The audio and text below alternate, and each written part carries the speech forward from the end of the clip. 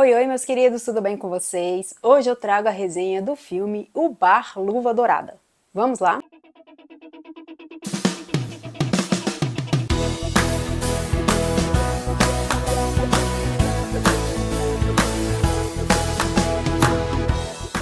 Em uma dessas minhas pesquisas sobre filmes interessantes de terror, filmes sobre crimes baseados em fatos reais, esse filme sempre apareceu para mim e todas as pessoas que falam sobre ele falam que ele é um filme muito difícil de assistir, que ele é um filme muito pesado, que ele é um dos filmes de terror mais pesados que as pessoas já assistiram, que ele é muito nojento, muito agoniante e eu sempre fiquei com a pulga atrás da orelha para assistir, né? Falei, caramba, deve ser o filme.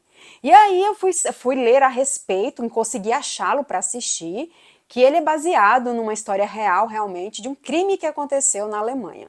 Hamburgo, 1970, Fritz Wonka é um homem fracassado com o rosto deformado, que vagueia pelas noites de um bairro boêmio ao redor de outras almas perdidas. Ninguém desconfia que, na verdade, Fritz é um serial killer. Então ele é baseado na história, existiu realmente esse Fritz Wonka, que foi aí por volta de 1970, 1974. Ele acabou matando 4 prostitutas e ele cortava elas em pedacinho e guardava num porãozinho feito na sua casa. Então ele fez um buraco na parede e guardava os restos mortais das suas vítimas lá.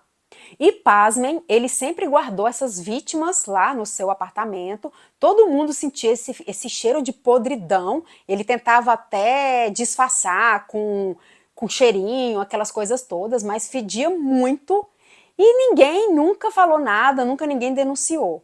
Por conta de um incêndio que teve no prédio, que aí os bombeiros acabaram apagando o fogo e descobrindo os corpos.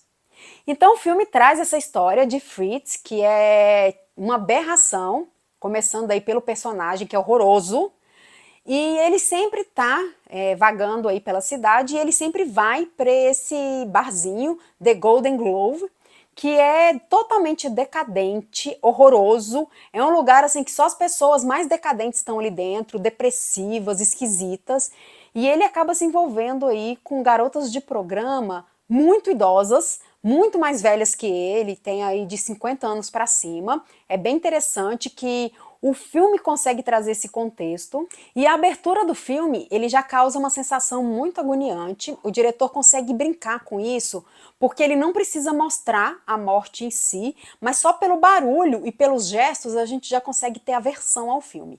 Então mostra aí ele fazendo a sua primeira vítima e ele vai decapitá-la. E aí ele não mostra, mas aquele barulho da serra passando no pescoço e o sangue descendo, aquilo já vai causando muita agonia pra gente. E o diretor tentou se apegar justamente ao contexto do filme todo, então assim, ele não quis romantizar nada, ele quis trazer realmente essa história desse serial killer, um pouco de quem ele foi, porque na história real ele alega que sofreu abuso sexual na sua infância, que ele teve uma infância muito complicada porque viveu aí no campo de concentração, teve uma história muito pesada e tentando justificar os seus assassinatos e as porcarias que ele fazia.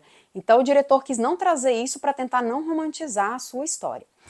E realmente, assim, quando eu assisti o filme, ele é um filme que me causou muita sensação, principalmente de nojo, de agonia. Eu lembro que eu estava até tomando sorvete na hora que eu estava assistindo o filme. Gente, eu tive que parar, porque o filme me causou uma sensação de nojo muito grande em uma das cenas.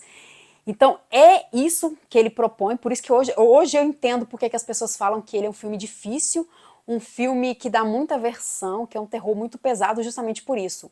Porque o diretor conseguiu trazer isso para em cena, essa versão, essa agonia, primeiramente pelo cenário, então ele trouxe aí uma casa nojenta, uma casa feia, uma casa suja, os personagens são sujos, decadentes, sem dente, parece que nunca toma um banho, com aqueles cabelos oleosos. O próprio vilão, né, ele tem a cara deformada, esquisita, um nariz cheio de coisinha assim, de sei lá o quê, e muito esquisito, e passa nesse bairro, que é um bairro sujo, esse barzinho que eles estão o tempo todo, cheio de sujeira na mesa, as pessoas com aspectos sujos, esquisitas, e essa relação que ele tem com essas mulheres, são mulheres ali que parece que estão dias e dias sem tomar banho, mulheres que parece que não têm dinheiro, que estão jogadas na rua. E é uma relação muito pesada, muito nojenta entre eles, porque ele não conseguia ter o ato em si, né? Ele tinha muito problema com isso. E ele, por curiosidade, aí ele sempre buscava mulheres desdentadas, porque ele tinha muito medo de mutilação na hora ali do vucu vucu. Então era uma das características que ele procurava nas suas vítimas. E aí ele leva essas vítimas para casa e as cenas que envolvem essas vítimas, gente, é muito pesada, é uma cena grotesca. E ele jogando esses corpos, quando ele abre a portinha de onde ele coloca os corpos, até ele passa mal de tanto que tá fedendo.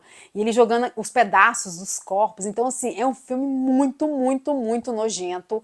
E é um filme que mexe com as suas sensações, assim, de agonia, de medo, de tensão, de raiva. E eu até falo assim que eu nem sei nem o que eu senti de tanta versão que eu tive por esse filme. E hoje eu entendo o porquê. E ele chegou a ganhar um prêmio de melhor maquiagem no prêmio de cinema alemão. E assim, a gente tem que realmente tirar o chapéu, porque, igual eu falei, questão de cenário e maquiagem, esse filme tá incrível, incrível. Então, visualmente falando, ele é um filme muito grosseiro.